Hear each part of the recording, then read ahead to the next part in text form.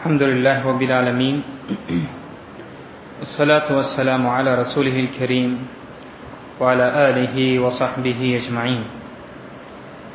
بواب الباب إمام ابن حجر رحمه الله في كتابه بلوغ المرام باب شروط الصلاة.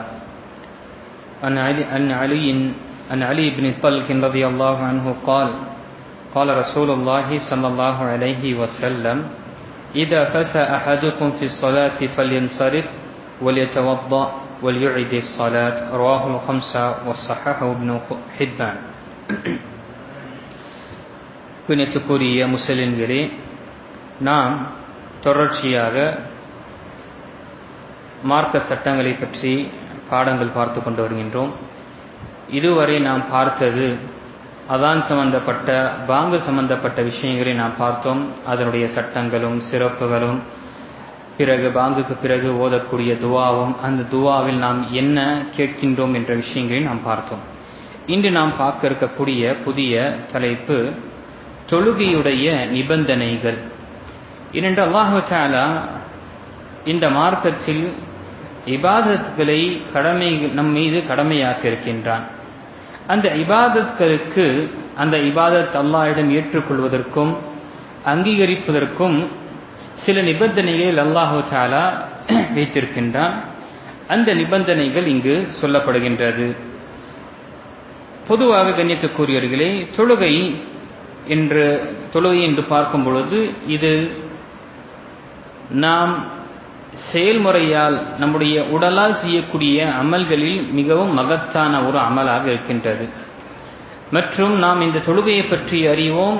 மறுமை நாளில் முதலாக இதைதான் கேள்வி கேட்கப்படும். அவ்வளவு மா யுஹாஸபு பிஹில் அப்து யௌமல் கியாம அஸ்ஸலா. மறுமை நாளில் கேட்கப்படக்கூடிய முதல் கேள்வி அடியானிடம் தொழுகையை பற்றி தான். தொழுகை சரியாக இருந்தால் அவனுடைய அடுத்த கட்டம் அவனுக்கு இலகுவாக ஆகும். தொழுகையே அவன் சரியாக பேணி காக்கவில்லை, பொழுதுபோக்காக பாராமுகமாக அலட்சியமாக இருந்தான் என்ற இந்த உலகத்தில் அவனுக்கு அந்த நிலைமை மிக கடுமையாக இருக்கும். அதற்கு அடுத்த கட்டம் மிக கடுமையாக இருக்கும். ஆக நாம தொழுகை சம்பந்தப்பட்ட அனைத்து விஷயங்களையும் பார்த்தோம். இந்த நாம அமர்வில் பார்க்கக்கூடியது தொழுகையின் நிபந்தனைகள். கண்ணியத்துக்குரியவர்களே, பொதுவாக நிபந்தனை என்று வரும்பொழுது, தொழுகையுடைய நிபந்தனை என்று வரும்பொழுது இரண்டு விதமாக பிரிக்கின்றார்கள் உலமாக்கள். ஒன்று, இந்த தொழுகை யாரிடம் ஏற்றுக்கொள்ளப்படும், யார் இந்த தொழுவதற்கு கடமையாக்கப்பட்டார்கள் என்ற ஒரு விஷயம். அதற்கு நிபந்தனை, என்னென்ன நிபந்தனைகள் தொழக்கூடியவருக்கு இருக்க வேண்டும் என்று, யார் மூலமாக இந்த தொழுகை ஏற்றுக்கொள்ளப்படும். இரண்டாவது, இந்த தொழுகை எப்படி சரியாகும், அது என்னென்ன நிபந்தனைகள் என்று. பொதுவாக இந்த தொழுகையை யார் மீது கடமையாக்கப்பட்டதென்றால் முதல் விஷயம் அல் இஸ்லாம். முஸ்லீமாக இருக்க வேண்டும், ஈமான் கொண்டவராக இருக்க வேண்டும். ஈமான் இல்லாமல் அவர் என்ன தொழுகை தொழுதாலும் சரி, என்ன அமல்களை செய்தாலும் சரி, எந்த ஒரு பயனும் இல்லை. ஏன்னா அல்லாஹ் தஆலா தன்னுடைய திருமறையில் இறை நிராகரிப்பவர்கள் செய்யக்கூடிய அமல்கள், நல்ல அமல்களை பற்றி சொல்லும் பொழுது அல்லாஹ் தஆலா அவர்களுடைய அமல்களை காணல் நீர் போல் அல்லாஹ் தஆலா ஆக்கிவிடுவான் என்று கூறுகின்றார். கஸராபின் பிகியாத்தின் யஹ்ஸபுஹு தம்ஆனு மாஅ. அவன் நாம் காணல் நீர் பார்க்கும் பொழுது தூரத்திலிருந்து ஒரு தண்ணீர் இருக்கின்றது என்று நாம் பார்ப்போம். ஆனால் அந்த இடத்தில் செல்லும் பொழுது அது எதுவுமே இருக்காது. அதே போலதான் யார் அல்லாஹை நிராகரித்தார்களோ அவர்கள் என்ன நல்ல அமல் செய்தாலும் அவர்கள் என்ன நினைப்பார்கள், அவருடைய அமல் காணல் நீர் போலுதான். இதா ஜாஅஹு லம் யஜிதுஹு ஷைஅன். அந்த இடத்தில் வரும் பொழுது அவர்கள் எதையும் பெறமாட்டார்கள்.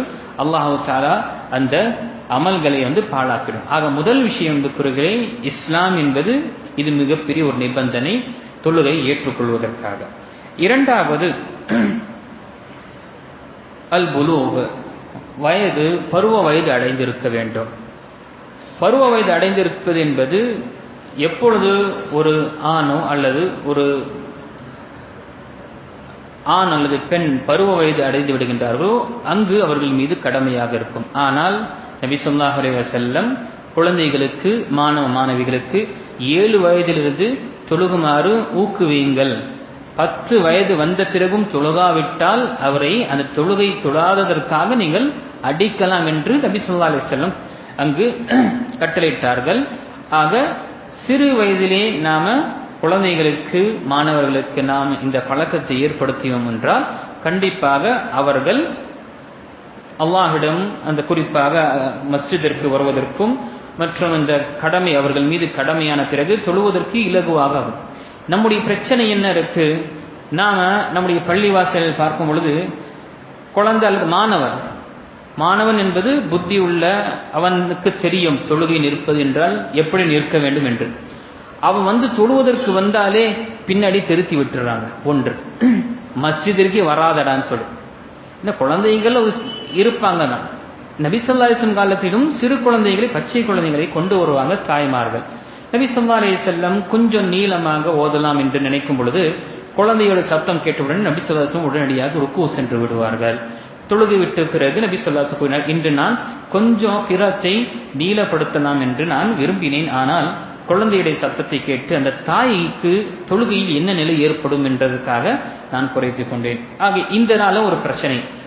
அடுத்தது என்ன? 15 வயது ஆன பிறகு அவன் மீது கடமை என்று இருக்கும் பொழுது 15 வயசு ஆனவனை அவனை அடிக்கிறது. 15 வயசு வரை என்ன எங்க ட்ரைனிங் எடுக்கிறான்? தெருமுனையிலையும் பசங்க ஃப்ரெண்ட் சர்க்கிள்லையும் அவன் ட்ரைனிங் எடுக்கிறான். எடுத்தவன அவன் 15 வயசுக்கு வந்தவன அவன் மாறுடான்னா மாறுவான. ஆக மார்க்கம் நமக்கு சிறு இந்த 7 வயதிலே குழந்தைகளுக்கு தொழுகைப்பதற்காக ஏவுங்கள், அவங்களுக்கு ஊக்குவீங்கள், ஏதாவது ஒரு மோட்டிவேட் அவங்களுக்கு செய்யணும். இங்க தொழுக வாங்க, உங்களுக்கு இது கிடைக்கும். இப்போ பள்ளிவாசல்களில் குழந்தைகளுக்கு மாணவர்களுக்கு சைக்கிள் என்ற அந்த ஒரு பரிசுகளை இதெல்லாம் ஒரு ஊக்குவிக்கக்கூடிய விஷயங்கள் அதை முன்கூட்டியே நாம் செய்திருக்கணும். அல்ஹம்துலில்லாஹ், அல்லாஹ் தஆலா எல்லா பள்ளிவாசலுக்கும் இந்த செய்யக்கூடிய வாய்ப்பை கொடுக்கட்டும். வரக்கூடிய சமுதாயத்தை தொழுகை பேணக்கூடியவர்களாக ஆக்கட்டும். ஆக முதல் விஷயம், 7 வயது ஆன உடனே அது ஆண் குழந்தை இருக்கட்டும் பெண் குழந்தை இருக்கட்டும், நம்ம அவர்களுக்கு ஊக்குவிக்க வேண்டும். வீட்டில் பெண்கள் தாய்மார்கள் தன்னுடைய பெண் குழந்தைகளை கொண்டு தொழுக வேண்டும். 10 வயதான பிறகு அடியுங்கள் என்று சொல்லப்பட்டது.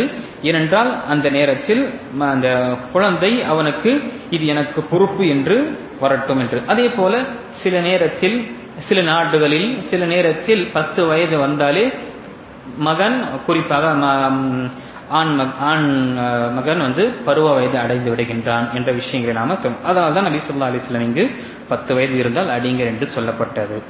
மூன்றாவது விஷயம், புத்தி அவருக்கு சரியாக இருக்க வேண்டும். புத்தி சரியாக இல்லாதவருக்கு, பைத்தியம் அல்லது மதம் பிடித்தவருக்கு தொழுகை கிடையாது. சில நேரம் அப்நார்மலாக இருப்பாங்க. அப்படி இருக்கும் பொழுது, புத்தி இல்லாத நிலைமை இருக்கும் பொழுது அவர்கள் மீது தொழுகை கிடையாது. இரண்டாம் நபி ஸல்லல்லாஹு அலைஹி வஸல்லம் ஹதீஸில் சொல்லும் பொழுது,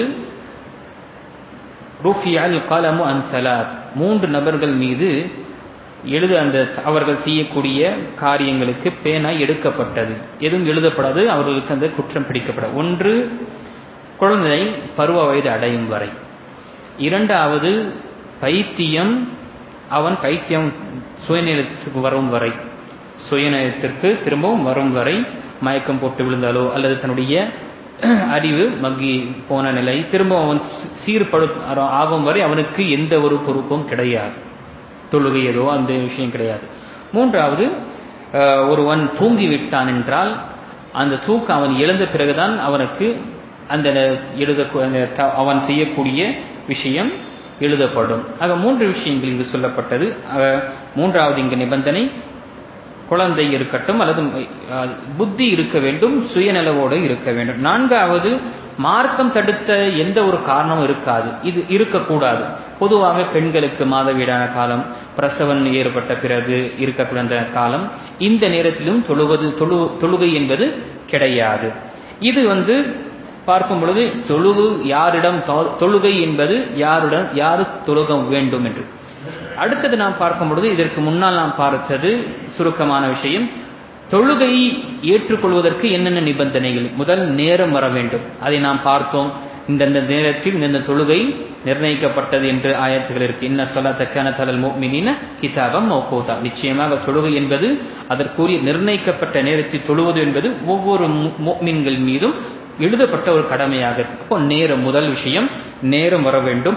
நேரத்திற்கு முன்னால் தொழுதோம் என்றால் அந்த தொழுகை ஏற்றுக்கொள்ளப்படாது, திரும்பவும் நாம் தொழக்கூடிய நிலைமை ஏற்படும். இரண்டாவது விஷயம், நாம் தொழுகும் பொழுது நாம ஒதுவுடன் இருக்க வேண்டும். ஒது இல்லாமல் நாம தொழுகக்கூடாது. நாம கன்ஃபார்ம் செய்து கொள்ள வேண்டும், ஒதுவுடன் இருக்கின்றேனா என்று நாம கன்ஃபார்ம் செய்து கொள்ள வேண்டும். மூன்றாவது, நம்முடைய ஆடைகள் நாம் தொழக்கூடிய இடம் சுத்தமாக இருக்கின்றதா என்று நாம பார்த்து கொள்ள வேண்டும். பொதுவாக சில நேரத்தில் நாமே அறிய மாட்டோம், நம்முடைய ஆடைகள் அசுத்தம் ஏதாவது நஜீஸ் ஒட்டி இருக்கும், அதை நாம் பார்த்து கொண்டு இருக்க வேண்டும். சப்போஸ் நாம அதை கவனிக்காமல் தொழுது விட்ட பிறகு நமக்கு தெரிய வந்ததுன்னா திரும்பவும் அதை தொழுக வேண்டும் என்ற அவசியம் கிடையாது. ஏனென்றால் நபி ஸல்லல்லாஹு அலைஹி வஸல்லம் காலத்தில் ஒரு முறை தொழுது கொண்டிருக்கும் பொழுது நபி ஸல்லல்லாஹு அலைஹி வஸல்லம் என்ன செஞ்சாங்க, ஜிப்ரீல் அலைஹிஸ்ஸலாம் நபி ஸல்லல்லாஹு அலைஹி வஸல்லமுக்கு அங்க என்ன செஞ்சாங்க, உங்களுடைய காலணியில் ஏதோ நஜீஸ் ஒட்டி இருக்கின்றது, அதை நீங்கள் கலட்டுங்க என்று சொல்லும் பொழுது தொழுகையிலே நபி ஸல்லல்லாஹு அலைஹி வஸல்லம் கலட்டி விடுகின்றார்கள். சஹாபாக்கள் அதை பார்த்து அவர்களும் தன்னுடைய காலணிகளை கலட்டி விட்ட பிறகு நபி ஸல்லல்லாஹு அலைஹி வஸல்லம் தொழுது விட்டு திரும்பி சஹாபாக்களுக்கு முன்னால் உட்காரும் பொழுது, நான் கலட்டினேன், எனக்கு ஜிப்ரீல் அலைஹிஸ்ஸலாம் கூறினார்கள், நீங்க ஏன் கலட்டினீங்க என்று.